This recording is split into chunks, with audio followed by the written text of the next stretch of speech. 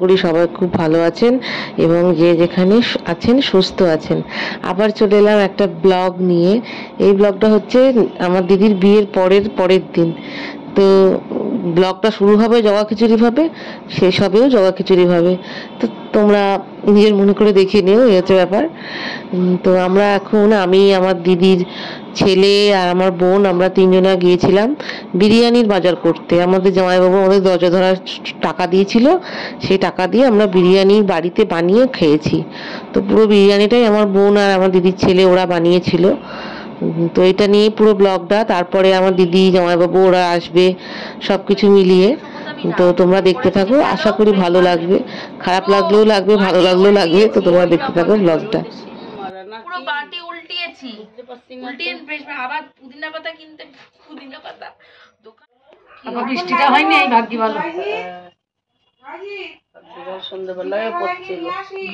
আর blogging করিনি কারণ শরীর খুব খারাপ ছিল, ঠান্ডা লেগেছিল। আজকে অষ্টমঙ্গলায় দিদি জামাইবাবু সব আসছে, সেই জন্য আমরা সব আয়োজন হচ্ছে এখানে, তোমাদের সঙ্গে একটু একটু করে সব শেয়ার করছি। মাসি মিঠুদি ভাজছে, মাসি রান্না করবে। মিঠুদি ভাজছে, তুই করবা? এখানে মাসি, শিলা মাসি, এখানে ছেঁচড়ার তরকারি হয়েছে, ডাল হয়েছে, দুপুরবেলা স্পেশাল আইটেম আছে যেটা বুনু করবে।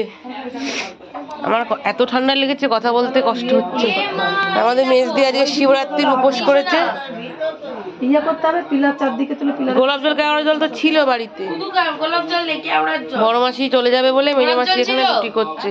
গোলাপ জল ছিল, কেওড়া আমি দেখি যাই স্নান করি। এই যে মা, যে বিয়ের সময় তো কারোর সঙ্গে পরিচয় করাতে পারিনি, এটা হচ্ছে আমার বড় মাসির মেয়ে দিদিভাই, ওরা আজকেই চলে যাবে। এটা মামি, মামিকে তো চেনো, আর দেখাবো নতুন করে কি। এটা হচ্ছে আমার বৌদি, বৌদিকেও দেখেছো ব্লগে। আর এই যে বড় মাসি, শিলিগুড়ি থেকে এসছে, ওরা আজকে চলে যাবে। ব্লগ এখানে সব গিফট ফিট পড়ে আছে, আজকে আসবে দিদি, তারপরে সব খোলাখুলি হবে। এখন কবে ছাড়বো দাঁড়া। গোপাল এখানে নিজে পুজো করছে। বিয়ের ব্লগটা কিছু কিছু করে শুট করেছি, সেগুলো সব যাবে, মানে আসবে আস্তে আস্তে। শরীরটা এত খারাপ যে আমি মানে আর মানে ব্লগই করতে পারছি না। মানে তোমাদেরকে জানাবো কি অসুস্থতা, কি কারণ, সেটা তোমাদেরকে জানাবো। কিন্তু এই মুহূর্তে আমার খুব ঠান্ডা লেগেছে। শয়তান মেয়ে, এই মুহূর্তে খুব ঠান্ডা লেগেছে, সেই জন্য ভালো করে কিছু শুটই করতে পারিনি। চলো দেখতে থাকো, আজকে খুব এনজয় হবে। 3 দিন এখন চলবে। স্নান টান করে নিয়ে আবার আসছি। স্নান টান করার পরে দুপুরের খাবার নিয়ে বসে পড়েছিলাম। ছ্যাঁচড়াটা আমার মাসি এত সুন্দর বানিয়েছে। আমার মাসি পাকসার কাজ থাকে, ওনার হাতে রান্না খুব সুন্দর, মানে এখনো আমার মুখে লেগে আছে। ব্লগটা আমি ছাড়ছি কতদিন বাদে, তো ছ্যাঁচড়াটা দেখে সেই দিনকার কথাটা মনে পড়ে গেল। মানে দুর্দান্ত ডাল আর ছ্যাঁচড়া বানিয়েছিল, কি বলবো, মানে তোমরা না খেলে বুঝতে পারবে না, এই হচ্ছে ব্যাপার। এ দেখো সন্ধ্যেবেলা এখন বিরিয়ানি প্রিপারেশন হচ্ছে। আমার দিদির ছেলে জয়জিৎ আর আমার বোন, ওরা দুজনা মিলে সম্পূর্ণ বিরিয়ানিটা প্রিপারেশন মানে তৈরি করছে। তারপরে আমার দাদা আসবে, এসেও খানিকটা হাত লাগাবে। তো এখানে আমার বোন কড়াইয়ে, মনে হয় আমার এখন মনে পড়ছে না, যাই হোক ও মনে হয় তখন আলু টালু ভাজছিল। আর এখানে সব চাল টাল ধুয়ে রেডি করা আছে। হ্যাঁ, তো বিরিয়ানিটা খেতে খুব ভালোই হয়েছিল। তোমার বোন বিরিয়ানি, পোলাও এগুলো ভালোই রান্না করে।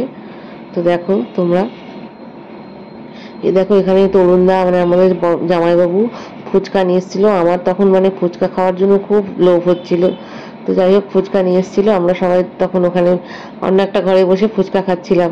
ততক্ষণে আমার দিদি, জামাইবাবু ওরা সব চলে এসছে, কারণ আমাদের অষ্টমঙ্গলায় ফেরার দিন ছিল সেই দিনটা। তো আমরা এখানে ফুচকা আরামসে খাচ্ছি। আর শিবরাত্রির উপোস তো আমি প্রত্যেক বছরই করি, এবছর করতে পারিনি, সেই জন্য। আর আমার দিদি মানে মেজদিও উপোস করেছিল, ওর সাথেই মন্দিরে গিয়েছিলাম, জল টল দিচ্ছিল, পুজো করছিল, সমস্ত কিছু দেখছিলাম। এবছর উপোস করতে পারিনি, কেননা আমি তখন প্রেগনেন্ট ছিলাম 7 মাসের। সেই জন্য পুজোর উপোস টুপোস তো করা যায় না, ওই কারণে করতে পারিনি। দিতে থাকো। এই যে বিরিয়ানিটা পুরো রেডি হয়ে গেছে, আমার দাদা আমার বোন আর ভাগ্নে মিলে টোটাল বিরিয়ানিটা তৈরি করলো। এবার ওরা দমে দেবে। সত্যি বিরিয়ানিটা খেতে খুব ভালো হয়েছিল। আমার দাদা থাকে আসামে, দাদা বৌদিও আসামে থাকে। আমার দাদা একটা হোটেলের শেফ, হ্যাঁ, তো ওইসব ব্যাপারে অভিজ্ঞতা ভালোই আছে। তো সবাই মিলেই আর কি হাতে হাত লাগিয়ে ওরা করেছিল, খেতেই ভালো হয়েছিল। হয়েছে ঘি, এবার ঘি মারবি, ঘি তো কাটার সময় দেবো, তেল মার, ঘি এখন দেয় না, উপরেও দেয় ঘি, একটু দেয়া যায় আমি না আর কি বুকে ব্যথা করে মারবে। বেশি দিস না, বেশি রিচ হলে খেতে পারবো না। তেল বেশি লাগবে না, লাগবে না প্রচুর তেল দিয়েছে, তেল বাঁচা হয়েছে, উঠে যাবে। বিরিয়ানি রেডি। দেখতে পাচ্ছ না আটা জয়জি দেখে আটা মাখছে। ঘরটা একটু দশা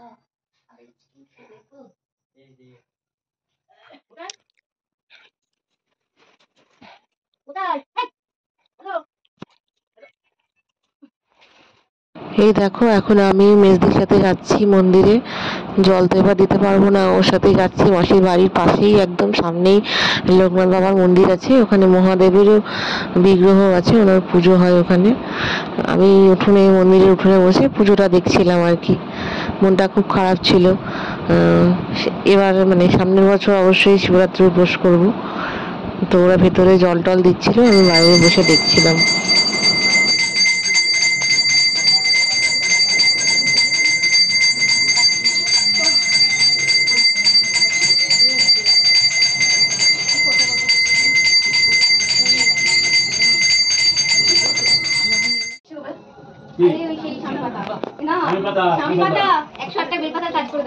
কি হয় স্বামী পাতা?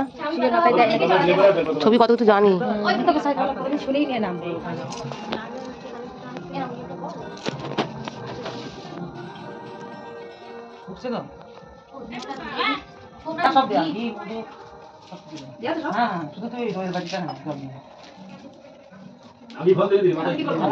আগে জল দে, তারপরে ফল দিই। সবার আগে জল, ভুলে গেছিস নাকি? একসঙ্গে মিশানো থাকে তো। মিশিয়ে দেওয়াই ভালো, 14 বার দিতে গেলে সময় কত? আমি যাই মন্দিরে সব একসঙ্গে মিশিয়ে নিয়ে চলে যাই। তারপর কি এনে বাড়ির কাছে বলে তাইতে একেবারে 3 থালা সাজিয়ে নিয়ে এসেছে।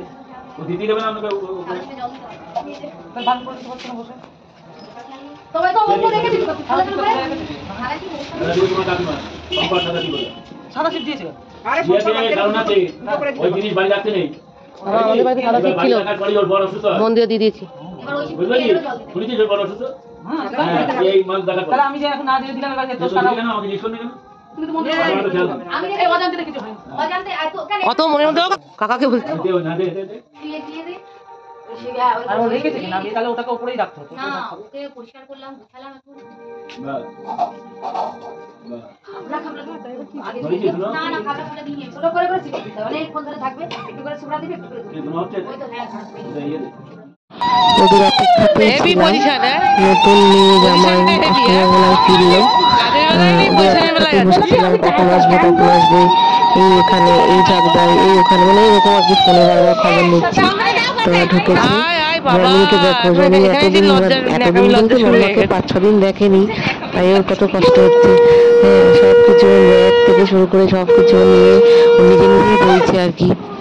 তো এখানে নুটুদি পালন করছে, যেহেতু নুটুদি সবকিছুই করেছে, সেই কারণে নুটুদি এখানে ওদেরকে বরণ করে নিচ্ছে। তোমরা দেখো, আশা করি ভালো লাগবে। এই রিচুয়ালস গুলো তো মোটামুটি হিন্দু ঘরে সবারই আছে, হয়।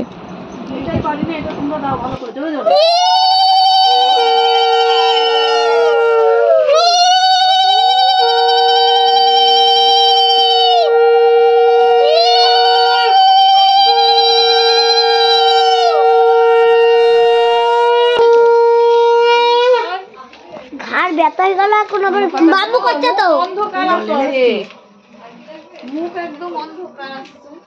কি হয়েছে? হ্যাঁ, এত মাথা নিচু কিসের জন্য আমি বুঝতে পারছি না। বাবা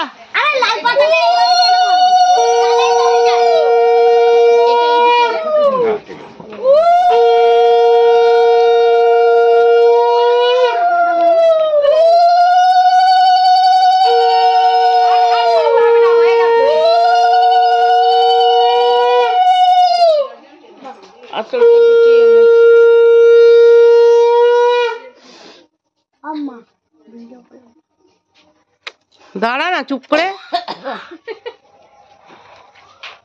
আর কি করবো?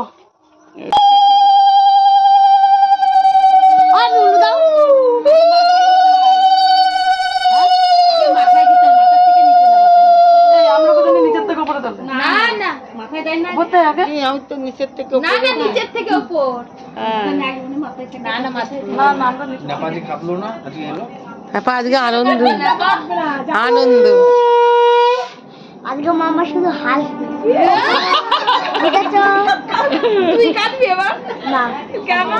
ও পাগল হয়ে যাচ্ছিল, কখন আছে ভালো লাগছে না।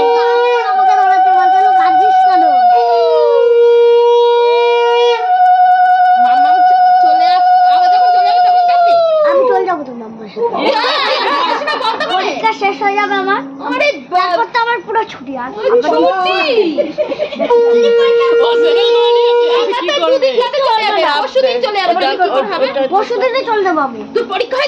আরে চুপ চুপ, ভিডিও করছি।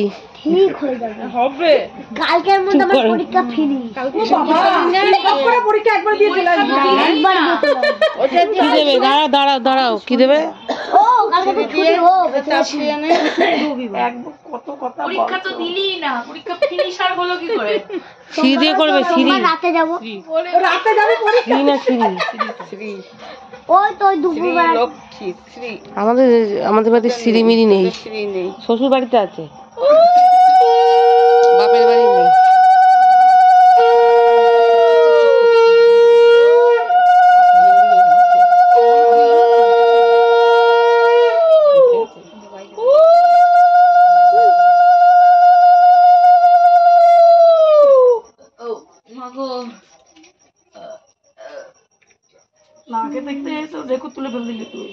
খেলে কি রান্না করে হয়ে গেল সব।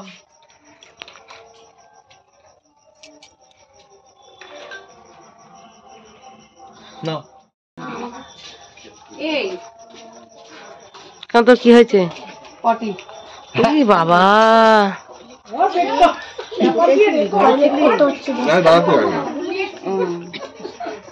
এটাই বলেছে শেষটা, আরো আছে না আর কিছু নেই। এবার নিয়ে যা। এই দেখো আমি চলে এলাম এখানে, বিরিয়ানির দম দেওয়া হয়ে গেছে, হাঁড়ি ভাঙা হয়ে গেছে। আমাদের বৌদি আবার এখানে ফটো তুলতে এসছে। হ্যাঁ, সবাই ফটো তুলছে আর কি। বিরিয়ানিটা দেখতে খুব ভালো হয়েছিল, খেতেও ভালো হয়েছে। দুদিকে দুটো ডেচকিতে বিরিয়ানি বসানো হয়েছিল, কারণ লোক অনেক ছিলাম আমরা। তো এখানে বউ আবার আলাদা করে একটু জুসও বানিয়েছিল, মজিতো না মজিতো কি বলে, যাই হোক বানিয়েছিল। বিরিয়ানির ভেতরে ঘিয়ের কোটোটা বসিয়ে দিয়েছে যাতে ঘিটা গলে যায় তাড়াতাড়ি করে। এই যে ওখানে বুনু বানাচ্ছে মজিতো বা মজিতো, যা হোক একটা কিছু হবে। আমি এখানে সব ছেলে পেলেদের খেতে দিয়ে দিয়েছি, রাত অনেক হয়ে গিয়েছিল। তো ব্লগটা এইটুকুই, বেশি আর কিছু নেই।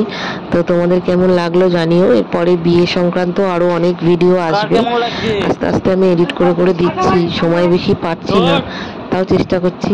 ওরা সকলে বললো কেমন হয়েছে, জিজ্ঞাসা করলো, ওরা সকলে বললো বিরিয়ানিটা সত্যি খুব ভালো হয়েছে। আমার বোন বিরিয়ানি, পোলাও, ফ্রাইড রাইস এগুলো খুব ভালো বানাতে পারে। হ্যাঁ, তো সবাই খাওয়া দাওয়া করছিল। সকলে খুব ভালো থেকো, সুস্থ থেকো, বাই।